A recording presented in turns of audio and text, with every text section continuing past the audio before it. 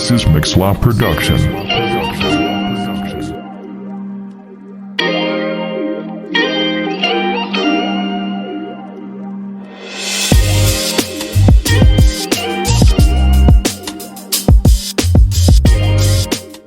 Hey, j'espère que tu vas bien. Hey. Hey William, comment tu vas?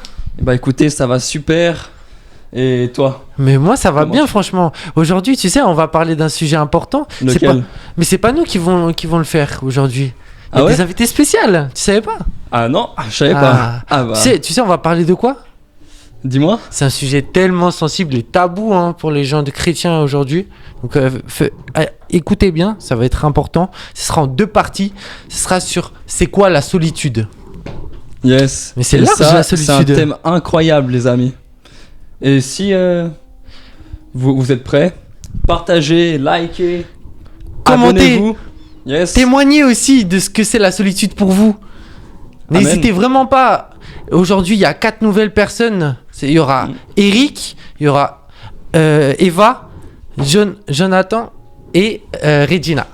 Donc, n'oubliez pas, c'est vraiment important aujourd'hui. Il y aura que des bonnes choses à apporter. Et n'oubliez pas, c'est pour la gloire de Dieu. Soli Deo Gloria.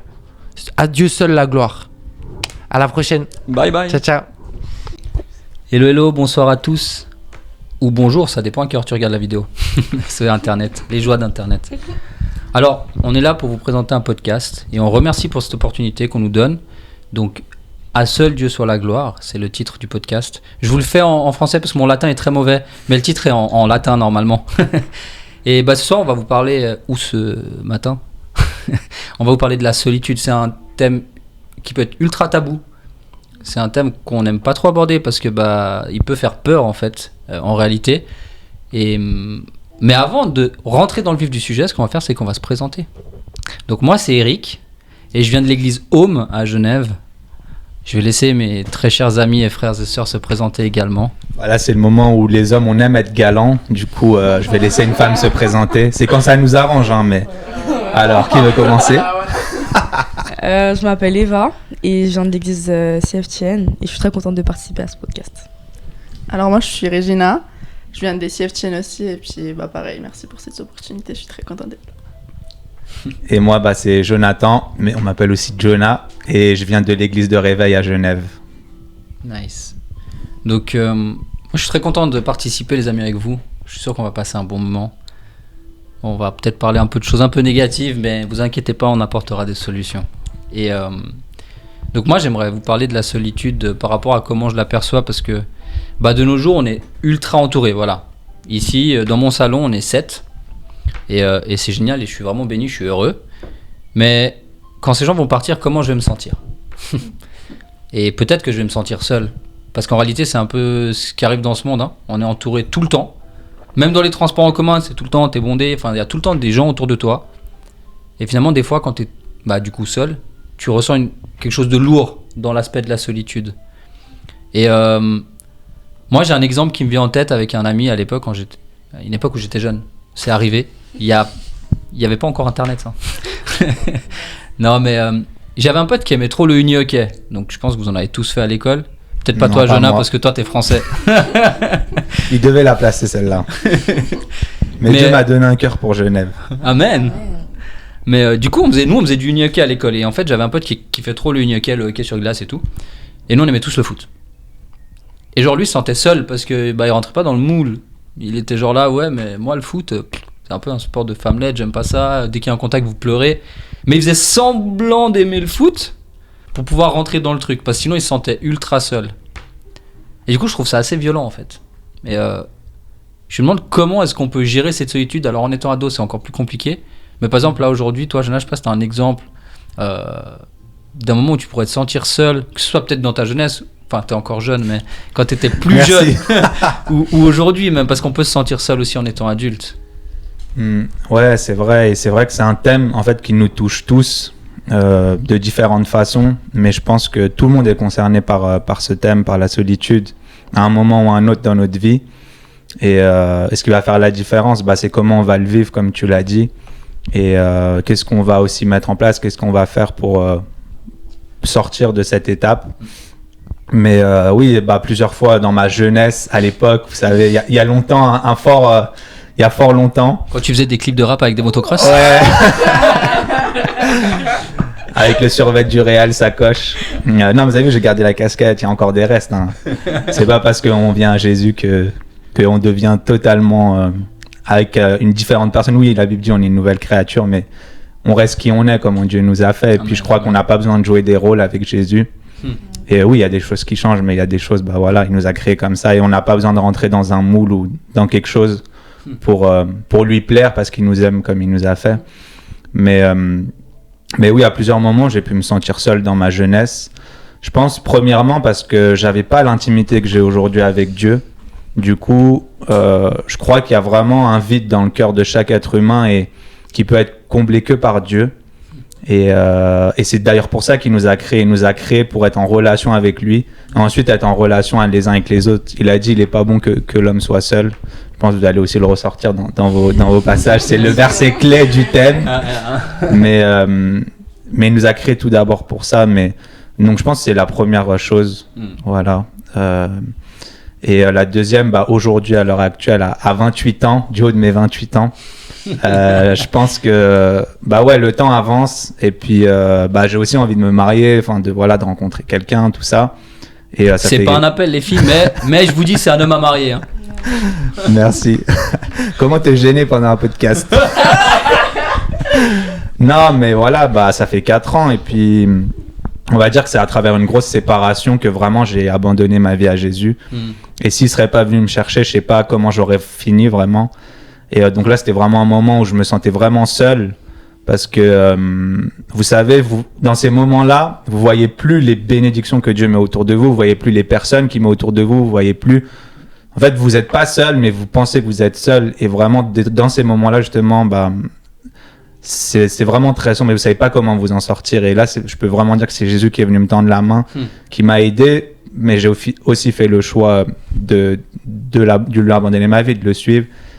Et à travers cette étape, bah, j'ai aussi vu que en fait, il avait mis des gens autour de moi, que j'étais pas seul, qu'il était là d'abord, mais qu'il y avait aussi d'autres gens autour de moi, soit ma famille, mes amis. Et puis donc voilà, aujourd'hui à 28 ans, je pense que ce qui pourrait me rendre seul, c'est me faire sentir seul, de ces moments un peu seul. Bah, c'est comme je dis, j'aimerais rencontrer quelqu'un et des fois tu te sens un peu seul à 20 ans, tu te dis ouais, est-ce que c'est quand, est-ce qu'il y aura vraiment quelqu'un? Des fois tu peux manquer un peu de foi aussi. Est-ce que j'ai le don de célibat? Ouais, non, ça non, c'est bon. Mais voilà, on va dire dans ce côté-là, dans le célibat, et puis aussi en tant que leader à l'église, bah, des fois tu peux te sentir seul parce que les gens pensent que t'as pas besoin d'aide, que voilà, t'es parfait, ils t'idéalisent, et puis au final non, on est, je pense aussi les premiers à avoir besoin d'aide. Et des fois, on peut se sentir un peu seul aussi. Peut-être c'est aussi à cause de nous, parce qu'on va pas aussi chercher cette aide, ou on se rend pas assez authentique même auprès des jeunes pour qu'ils puissent nous aider. On porte des masques souvent. Ouais. On fait un peu semblant parce qu'on se doit d'être fort. Ouais. Et puis on veut porter aussi beaucoup sur nos épaules, alors que c'est pas tout à nous de porter. Mais donc voilà, j'ai beaucoup parlé. Yeah. Du coup, on va être un peu galant. Je rajouterai quelque chose, mais on va laisser aussi un peu les femmes parler. À toi l'honneur. Ok. Bah moi, je pense que c'est plutôt... Enfin, déjà, en tant que femme, des fois, on nous idéalise beaucoup, on nous met des critères, en fait, la société met énormément des critères de, du coup, la beauté, de comment une femme devrait se comporter ou être en soi. Et du coup, des fois, ça peut rendre vraiment seul quelqu'un, et en essayant genre, de rentrer dans ces critères-là, t'es là, tu te poses des questions, t'es là, mais est-ce que du coup, mérite vraiment d'être aimé ou oui, pourquoi je dois mettre un masque, comme tu l'as dit, pour que quelqu'un m'aime comme je suis. Et du le coup, masque Kylie Jenner, genre. Voilà. Voilà. Et puis, l'abandon aussi, c'est un thème qui me touche beaucoup, énormément. Ouais, la peur d'être abandonné. Genre par la société, par tes amis, enfin. Je pense les deux. Ok. Les deux, la société, j'essaie de vraiment tous ces stéréotypes qu'on nous présente, j'essaie de rentrer là-dedans. Ouais, du coup maquillage, je me comporte comment, ou donc c'est assez compliqué. Et aussi, niveau amitié, je pense que j'ai assez souffert avec mes amis. Ils partaient, du coup, tu te poses des questions. Tu te dis, ah bah peut-être c'est moi. Niveau famille aussi, bah quand tu perds quelqu'un, je pense... quelqu'un, ouais. Moi, j'ai perdu mon grand-père. Je sais, je me suis sentie très, très, très, très seule parce que j'ai partagé énormément de moments avec lui. Et bah dans la foi, des fois, c'est assez compliqué. T'es là, tu te poses des questions. Mais pourquoi je vis ce genre de moments si genre, tu poses la question à ton Dieu, t'es là, mais si t'es vraiment Dieu, pourquoi tu me fais souffrir comme ça? Alors que c'est pas lui qui te fait souffrir. Ouais, tout à fait. Il permet certaines choses, mais c'est pas son domaine à lui. Donc voilà. Et toi, Eva, du coup, maintenant c'est ton tour. Tu peux plus esquiver. Alors, la solitude, c'est tellement vaste déjà comme sujet. Ouais. Parce que, en fait, c'est le centre de quelque chose qui va amener à tellement beaucoup d'autres trucs. Ça développe des insécurités, des problèmes de confiance, des problèmes d'abandon et divers problèmes. Et c'est en même temps la conséquence d'autres choses aussi. Donc, en soi, c'est le centre, mais il y a plein de trucs autour. Et je pense qu'on peut se sentir seul pour différentes choses, en fait. Déjà, bon, il y a des choses qui nous imposent la solitude, comme la comparaison, etc. Et des fois, on s'impose une solitude nous-mêmes à cause de problèmes passés, pour l'abandon. Enfin, par exemple, pour l'abandon, on se dit que c'est mieux d'être seul que d'être seul que mal accompagné. Yeah. Mais au final, on sait très bien qu'être seul, c'est pas forcément la solution. Et on le sait, et puis c'est confirmé aussi par Dieu, en fait. Voilà, enfin par le verset très connu du coup que t'as cité. Et ouais, enfin la solitude, c'est... J'ai envie de tousser, pardon. La solitude, c'est un truc très compliqué. Parce que ça te renferme sur toi-même. Et au final, quand tu reviens chez toi, que t'es seul, t'es tout seul avec tes pensées. Et si on ouvre un peu la porte, des fois c'est pas forcément tes pensées. Et ça peut être autre chose. Mais si je parle en tant que personne que je suis, en mettant entre parenthèses tout aspect spirituel, etc., la solitude, ça te renferme sur toi-même, et encore plus en fait que ce que tu n'es. Et en fait, tu rejettes même toute aide en fait au final. Parce que t'as peur d'être déçu, parce que t'as peur de faire la même chose. Et au final, tu t'enfermes dans ton propre cercle vicieux. Et tu te condamnes même avant même d'avoir des difficultés. Yeah. Avant même que tu puisses te donner une chance de ne plus être seul et d'être accompagné par quelqu'un, et d'avoir un vrai entourage, tu te condamnes. Tu dis non, ça sera comme avant. Et au final, en fait, t'es ta propre raison de la solitude. Et c'est dur de, comme se jeter la pierre à nous-mêmes, on me dit oui, mais non, mais c'est à cause de ça que je suis seule. Mais est-ce que tu fais quelque chose pour en sortir aussi? Donc en fait, t'es en train de dire que indirectement, on peut, chacun d'entre nous, se mettre nous-mêmes dans cette situation. Exactement. Et ouais, après, du coup, c'est encore par mécanisme de défense. Exactement, par mécanisme de défense. Et en soi, les personnes qui font ça par mécanisme de défense sont aussi les victimes. On va pas les pointer du doigt. Tout à fait. Mais c'est parce qu'elles souffrent. Ouais, voilà, c'est par la souffrance. Et c'est la pire des solutions comme mécanisme de défense pour y arriver. Ça, on peut le confirmer. Et puis voilà, et puis du coup, en tant que chrétien. Après, ça m'a fait... Excuse. Non, ça m'a fait penser à ce que tu avais dit. Je pense que c'était toi. Parce que du coup, on essaye de combler ces sentiments de solitude par, je sais pas, l'alcool, la fête, les femmes, les hommes. Yeah. Et du coup, en fait, ça nous éloigne encore plus de la réalité.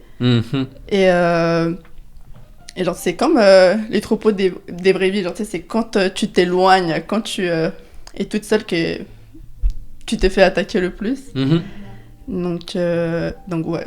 Et c'est vrai que souvent on peut avoir ce réflexe en tout cas de essayer de combler cette solitude par une multitude d'activités. En fait, il y en a qui le comblent effectivement par l'alcool, les femmes, la drogue, par le travail aussi. Par le travail, par le sport, en fait par 1 milliard de choses, ou essayer d'être un peu partout.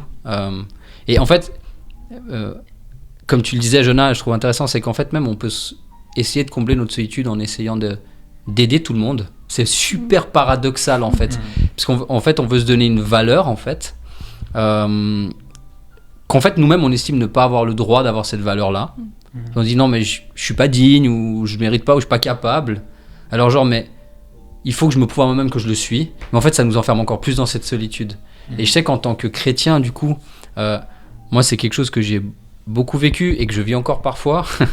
Les gens autour de cette table le savent. J'aime beaucoup aider les gens, mais en fait le problème c'est que parfois Et je vous fais une petite confidence, les amis. Parfois, je m'abandonne moi-même, en fait, et je me retrouve seul, en fait. Et du coup, c'est un peu comme si, quand j'ai plus personne à aider, ou quand, genre, les personnes que j'ai envie d'aider n'acceptent pas mon aide, eh bah, je me sens Ça genre... avait l'air visé, ça. Et bah, genre, je me sens super seul, quoi. Et c'est vrai que c'est un... J'en parlais souvent avec Axel, beaucoup de personnes qui écouteront ce podcast la connaissent très bien. Axel qui disait ouais, c'est un peu le syndrome de l'imposteur ou le syndrome du sauveur, un peu ouais. des deux. C'est-à-dire que toi tu as un poste où tu estimes ne pas être digne de l'être, mais du coup tu en fais des tonnes pour te donner l'impression de devenir digne, ou le syndrome du sauveur, du coup voilà, tu essaies de sauver tout le monde, alors qu'en fait les amis on en a qu'un, on le sait tous, c'est Jésus, notre sauveur. Amen.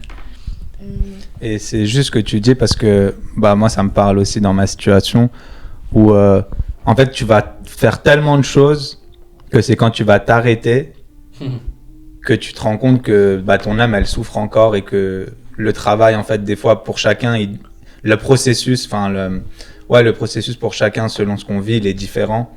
Et des fois, tu vas penser que ah, c'est bon, je suis sorti de là. Mais en fait, c'est quand tu t'arrêtes J'y suis encore. et que tu dis ah, en fait, il y a encore du travail. Et... Ouais. Mais c'est beau parce que Dieu, il est là et puis il te montre qu'il t'accompagne.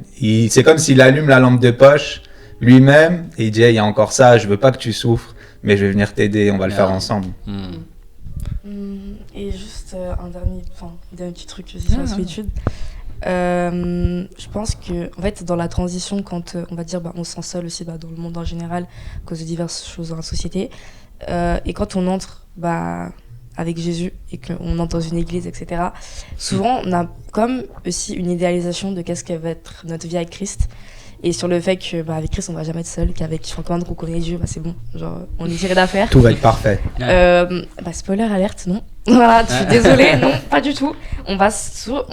Non, je vais pas dire on va toujours se sentir seul, parce qu'au final, non, on peut être sorti ça complètement, mais c'est aussi un combat qu'on va avoir. C'est aussi un combat tout à fait qu'il y a beaucoup de personnes qui ont encore, et que c'est normal. Enfin, c'est normal, parce que en soi, en tant qu'humain, c'est clair que des fois on a besoin aussi d'attention humaine. Et c'est normal, et il faut pas condamner ça. Juste que certes, il faut pas que ça prenne une proportion toxique, et qui va comme à l'encontre, et va comme genre remplacer aussi la place qu'on met de Dieu dans la solitude. Genre c'est normal qu'on ait besoin d'humains autour de nous, et voilà, et c'est normal, et Dieu il le constate totalement. Mais faut pas que comme ça vienne prendre la place que la présence de Dieu soit notre premier réconfort et notre première safe place, on va dire. Et là où on se sent pas seul. Et c'est juste en fait cet équilibre en question qui est dur à avoir, parce que du coup il y a des périodes où on aura vraiment besoin d'humains et on va plus aller chercher vers les humains parce que c'est plus facile, parce que c'est plus accessible directement, au lieu d'aller le plus physique, tangible, que aller chercher dans la prière ou dans l'adoration, là où vraiment est notre vrai réconfort, et là où la solitude, là on la connaît plus, et là où c'est stable, vrai, véritable, tout ce que vous voulez. Amen. Après moi je pense à un autre truc, c'est le fait que des fois on le reconnaît pas, genre notre Dieu, dans le sens où je pense aux deux disciples qui s'est dirigés vers Emmaüs, voilà, qui connaissaient Jésus, ils savaient à quoi il ressemblait, et du coup il s'est dirigé vers Emmaüs, et il y a Jésus qui arrive après sa résurrection du coup, et il commence à parler avec eux et il le reconnaît pas en fait. Et les deux autres, moi je vois les deux hommes, ils s'étaient assez frustrés parce que ils ont vu comment il a été crucifié, ils avaient mal, ils étaient tristes, et ils se sentaient seuls du coup, parce que leur ami était mort, et il les reconnaît, genre ils l'ont pas reconnu, ils se sentaient seuls, ils marchaient et tout, et au bout d'un moment quand ils arrivent à Emmaüs, du coup ils mangent, ils sont à table, et du coup Jésus il s'est révélé à eux, et du coup l'attitude change complètement, et je me dis que le chemin pour aller à Emmaüs et le chemin pour retourner à Jérusalem était complètement différent, parce que malgré le fait que Jésus était physiquement pour aller à Emmaüs et qui était juste en tant qu'esprit du retour à Jérusalem, l'attitude a complètement changé. Pourquoi ? Parce que du coup ils se sont rendus compte en fait de qui était leur père, leur père, oui, et ils l'ont reconnu. Donc je me dis que des fois en fait on est là, on se sent seul, vraiment on se dit mais j'ai vraiment personne, justement comme t'as dit, Et on oublie en fait que qu'on a quelqu'un en haut et on a quelqu'un en nous. Yeah. Amen. Parce qu'il nous a dit en plus, j'ai un verset d'ailleurs. Ouais, voilà. Bon, ouais, en vrai, je dirais après, mais voilà, qu'il nous a laissé un esprit Yeah. et il allait pas nous laisser tout seul, pardon. Donc voilà, on a quelqu'un en haut et on a Yeah. quelqu'un en nous. Amen. C'est Et très on a- bien. Oh, pardon. Et on Non. a quelqu'un sur nous en plus. C'est très bien. Mais en fait, ce qui est beau, c'est que ça, c'est une magnifique introduction pour la partie 2, les amis. C'est trop bien comme en fait, ça introduit le côté positif. c'est naturel. C'est trop